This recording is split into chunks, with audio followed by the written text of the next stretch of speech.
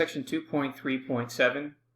Violent crimes include murder, forcible rape, robbery, and aggravated assault. The data in the table represent the violent crime rate, crimes per 100,000 population, for 25 regions. We're going to use the data to complete parts A through D. Now the first part, in part A, they want us to round the data to the nearest 10. So we're going to round each value to the nearest 10 by examining the ones place. So in this case here, just a reminder as far as how we go about rounding.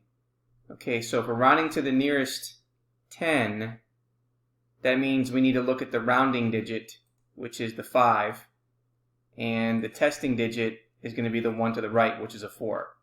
Since it's less, since it's 4 or less, we round down, so we end up getting 150. Next, if we take a look at 235, so the tens digit is 3, and the rounding digit is 5. That's going to tell us whether we need to round this up or down. Since this is 5 or more, we're then going to write 3 as 4, so we get 240. So we're going to do that for each one of our values for part A to get the following results. So therefore, these results here on the right are the solutions to the part A. Now in part B, they want us to draw a stem and leaf plot treating the hundreds positions as the stem and the tens position as the leaf. So we're going to use the rounded values to draw the stem and leaf diagram. Now when writing the leaves, use ascending order. Stem and leaf diagrams can be constructed by hand. So if we take a look at the 100s, okay, if we look at the 100s, we have 150 and 190. So therefore, this is 150 and then 190. Next, we have the 200s. So 210, 220, 240, 260, 270, 280, and then 290. So we have 210, 210, 220, 240, 260, 270 4 times, 280, and then 290.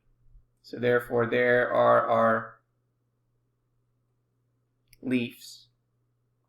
Okay, let's take a look at the 300s. We have 300, 310, 310, 320, 320, 330, 340, and 370. So we have 300, 310, 310, 320, 320, 330, 340, and 370. And then the last one is 400 and 410. So we have 400 and then 410. So therefore, that's how we construct it by hand for part B. In part C, we want to redraw the stem and leaf diagram using split terms. So we're going to draw a stem and leaf diagram like we did in part B, but this time we're going to split the stems. So for example, data between 200 and 240 are one stem, and a data stem between 250 and 290 are a second stem. For this exercise, for part C, we're going to use technology. So what we're going to do is we're going to open up in StatCrunch a blank page. So if you go to question help and open up StatCrunch,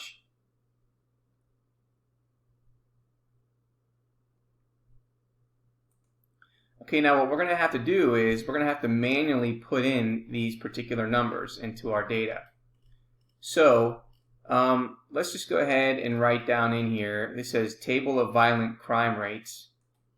Okay, so that's variable 1, so that's column 1. So we're going to put in the rounded versions of what we got for part A. So we have 150, 190, 210, 220, 240, 260. And so to save time, I've gone ahead and put all of them in there, but that's how you enter in the data for all of those values. Okay, so what we want to do is we want to create a stem and leaf plot with this data. So we're going to go ahead and go to Graph, and then select Stem and Leaf. And then we're going to select our column, make sure that's in here. And then what we're going to do is we're going to select outlier trimming for none, and then we're going to select compute. So let's go ahead and copy that.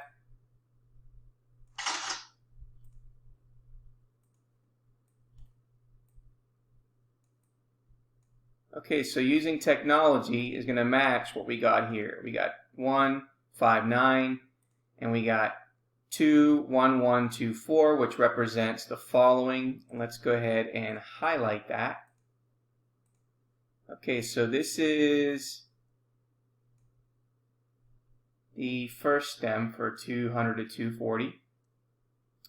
And then the second stem goes from 250 to 290. So there's that value.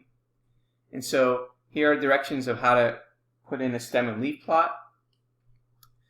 So in part D, it says which of these plots better summarizes data and why. Well, a stem and leaf diagram does not provide a good summary when there are too many or too few stems.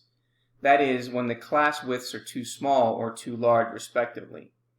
So to determine whether a summary based on the given stem and leaf diagram may be deceptive due to too many or too few stems. Now that the class widths are smaller in a stem and leaf plot with split stems, it better summarizes the data, so the stems and leaves are represented well by their values.